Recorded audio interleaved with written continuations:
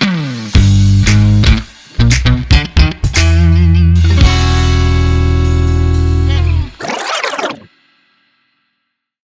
Honey Singh, biggest newsmaker of 2024, that is the story. Alright, अगर हम बात करें योयो हनी सिंह के एक इंटरव्यू की, ललन टॉप में उन्होंने एक इंटरव्यू दिया था जिसमें करीबन 18 मिलियन व्यूज़ योयो हनी सिंह को मिला है। एंड जिस तरीके का रिस्पांस हनी के हर बयान को इस साल में मिला है वो ट्रूली एक्स्ट्रॉर्डनरी रहा है।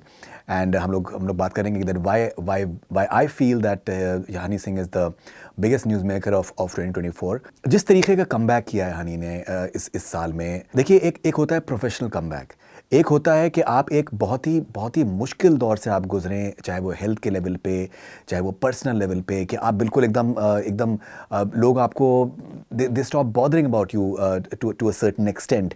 आपके बारे में आपके जो कलीग्स हैं वो आपके बारे में, जिसको कहते हैं कि डिसिंग सॉन्ग्स बना रहे हैं और एक तरीके से आपके मजाक उड़ाया जा रहा है। तो एक बहुत ही मुश्किल दौर से गुजर के आना, काफ़ी लंबा अरसा, एक ऐसा अरसा जो कि मुझे खुद हनी ने बताया कि दैट माइक के सामने, स्टूडियो के अंदर वो एंटर नहीं कर पाते थे। एक गाना था धीरे धीरे जो कि जिसका रिक्रिएशन किया था हनी ने 2016 में, and he recorded that on his mobile phone and send it to mister Bhushan Kumar, and they just mastered that and the song became huge hit, but he was not even able to go to the studio. So वहाँ से निकल के ये शख्स जिस तरीके से ये उसमें उभर के आया है वो एक्स्ट्रॉर्डनरी है। तो अगर हम बात करें 2024 में जब इनकी एल्बम आई ग्लोरी, और उसका पहला इंटरव्यू हम लोगों ने किया था एंड उसका कमाल का रिस्पांस मिला था। मैं अगर ये कहूँ कि लल्लन टॉप का जो इंटरव्यू का रिस्पांस मिला 18 मिलियन का, तो वो हम like that something that I would not have wanted to have, I would have love to have the similar sort of response, but I think किस्मत की बात भी होती है एंड जिसको लिखा होता है वो होता है। मेरे साथ में भी बहुत से ऐसे मेरे इंटरव्यूज़ रहे हैं जो कि बहुत ही एक्स्ट्रॉर्डनरी उसका रिस्पांस मिला है। मेरा अप्रोच मैं आपको बताना चाहूँगा कि जो इंटरव्यू मैंने किया था ग्लोरी से पहले, because that was the first interview that he did, he was in London at that point of time. My approach was that I have known him for quite some time, and my approach was that I am personally very attached to him in a way, and बहुत ही sensitive किस्म के ये इंसान हैं, बहुत ही सादा से इंसान हैं। जिस तरीके का इनका एक पब्लिक इमेज है, मुझे लगता है कि उसके बिल्कुल ही बहुत हद तक बरक्स हैं ये शख्स। इनकी लिरिक्स के बारे में बहुत सी बातें की जाती हैं। ये इस शख्स को उर्दू शायरी से बहुत दिलचस्पी है। मेरा जो एक पर्सनल अप्रोच था कि I did not want to really push him in any way whatsoever in terms of asking any questions जिससे शायद उसको तकलीफ हो सके।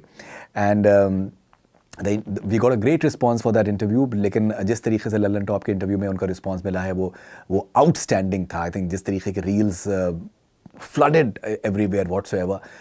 देखिए इंपॉर्टेंट बात यह है कि दैट कोई बहुत आउट ऑफ द वे जाके बहुत कोई ऐसा नहीं है कि कोई कंट्रोवर्शियल कोई एक अप्रोच रही हो। बहुत से इंटरव्यूज इस तरीके के भी होते हैं कि पूरे प्लान्ड होते हैं कि भाई आप ये सवाल पूछ सकते हैं, सवाल दिखाए भी जाते हैं एट टाइम्स, और हम ये एक प्रोजेक्शन हमारा रह सकता है जितना। लेकिन मैं हनी को जानता हूँ, उसमें जिस तरीके के जो उनसे सवाल पूछा गया उन्होंने उसके मेरिट पर उन्होंने जवाब दिया। इंपॉर्टेंट पार्ट ये है कि that he is very relaxed right now. जिसने भी उनकी डॉक्यूमेंट्री देखी है नेटफ्लिक्स में, जो which is doing very very well, he went through I think a very tough phase. और जिस तरीके का उन्होंने डॉक्यूमेंट्री में अपने जिक्र किया कि दैट एक टाइम था कि दैट वो कुछ कमा नहीं रहे थे and he was looking at his father and his family and he just broke down. So वो सारा फेज़ अगर हम उस डॉक्यूमेंट्री की बात करें, और जो प्रेजेंट जो उनका फेज़ है 2024 में, ही टोल्ड मी कि दैट जो अब तक उन्होंने अचीवमेंट किया है वो सिर्फ 20% है, भी 80% को करना बाकी है। He has an hunger.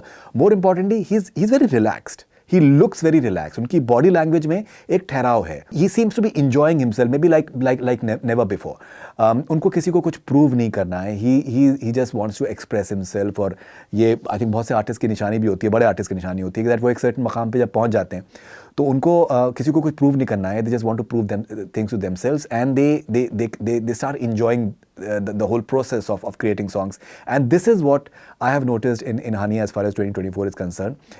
He's enjoying himself, जिस तरीके के वो म्यूज़िक वीडियोस बना रहे हैं और जिस तरीके के वो रिस्पांस उनको मिल रहा है, जिस तरीके के उनके शोज़ को रिस्पांस मिल रहा है। जो उनके शोज़ थे, मे बी अगर हम बात करें 2-3 साल पहले के भी जो शोज़ थे और जो आज के शोज़ में उनका रिस्पांस मिल रहा है, बहुत डिफरेंस है। बिकॉज एक अलग तरीके की एनर्जी उनके अंदर है, एक अलग तरीके का मैनिफेस्टेशन वो अपने लिए करना चाहते थे, and he is being able to achieve it in more ways than one. I think he has a sense of humor as well. बहुत सी चीज़ों में वो जिस तरीके के उनके जवाबात जो हैं वो बहुत पसंद किए जा रहे हैं, because he is just coming up with one liners, he is just coming up with funny stuff.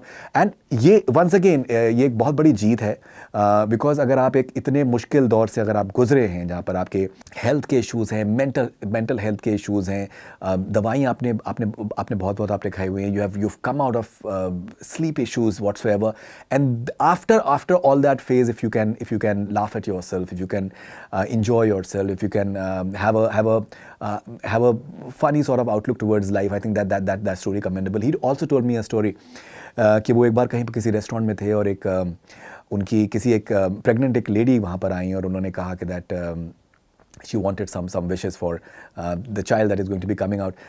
So I think वो बहुत ही टचिंग से चीज़ें उन्होंने शेयर करी हैं मेरे साथ में भी और बाकी कॉन्वर्जेशंस में भी, और अपनी डॉक्यूमेंट्री में he has just bared his heart out completely. And जैसे मैंने पहले कहा कि दैट जिस तरीके का रिस्पॉन्स हनी को मिल रहा है, जिस तरीके का न्यूज़ मेकर वो हो चुके हैं, 2024 in my opinion biggest news maker of 2024, Yo-Yo Honey Singh. What is your opinion? Do share with us. This is Faridun Sharia for Connect Cine. Stay connected.